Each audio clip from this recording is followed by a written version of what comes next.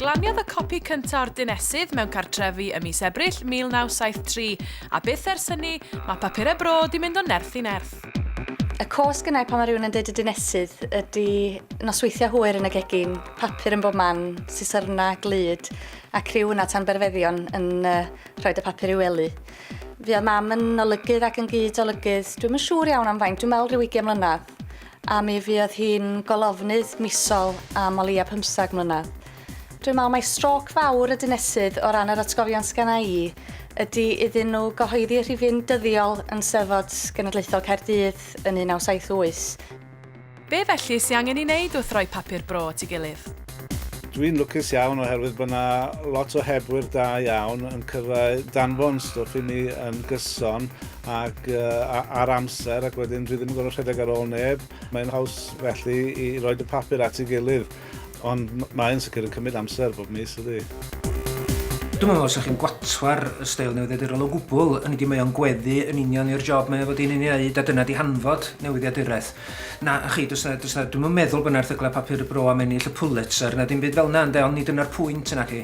Be sy'n bwysig ydy bod yr iaith yn gweddu'r gynulleidfa, yn gweddu'r math o ddefnydd sy'n cael ei wneud o'r papur bro.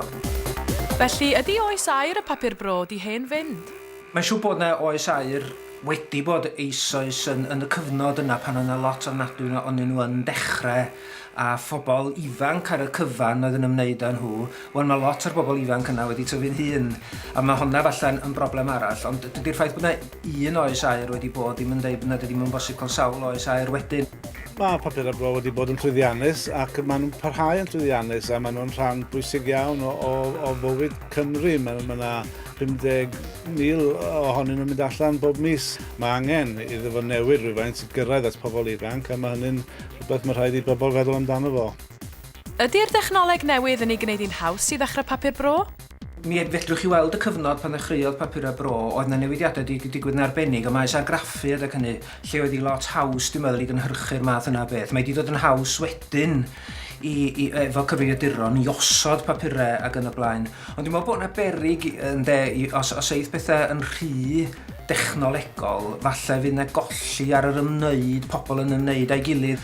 Ond mae yna griw bach o bobl sy'n licio dod at ei gilydd i wneud hynna, a mae yna rinwedd mewn pobl yn dod at ei gilydd i blygu papur ar math yna beth hefyd. Papur i'r bobl ydy papur bro wrth gwrs, a'i barn nhw sy'n cyfri. Mae'n bydd bob ddim nesyn a'n Gymraeg, de? Roed allan y coeddfa ac papur bro Cynarfon felly. Mae'n fwy personol, dydi? Dwi'n meddwl bod chi'n gael gwybod chi'n gael papur bro mewn papur eraill, de? Da chi'n nabod pawb sy'n efo, de? Bych chi'n clywed am pobl lleol a mae pobl yn eich cymdeithas chi yn neud. Un deg a scandals allan o'n efo. Mae hwnna reit dda, de? Mae'r llai reit dda, de? Pobl yn medru dal i fynd efo'r newyddion lleol o bob dim lle, de? Mae yna lot o bethau, dwi'n siŵr bod pobl yn mwynhau nhw. A mae yna storis digrin efo weithiau am pobl sy'n cael am y dreinog efo chi, pobl da chi'n cael hwyr am eu benna nhw, ia? O, da iawn, y benna gyda. Diddorol iawn.